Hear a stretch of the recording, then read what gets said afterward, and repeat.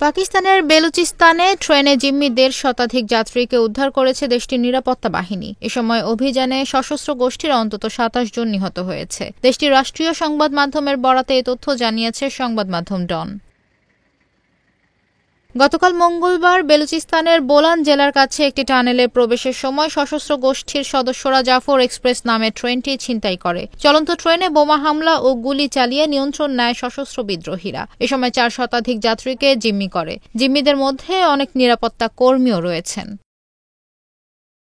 নিরাপত্তা বাহিনীর তথ্য মতে প্রায় ৪৫০ জন যাত্রী নিয়ে ৯টি বগিতে ট্রেনটি কোয়েটা থেকে খাইবার পাখতুনখাওয়ার রাজধানী পেশোয়ার যাওয়ার পথে হামলার শিকার হয়। নিরাপত্তা বাহিনী এখন পর্যন্ত ১৫৫ জন জিম্মিকে সফলভাবে মুক্ত করেছে এবং ২৭ জন সন্ত্রাসীকে হত্যা করেছে।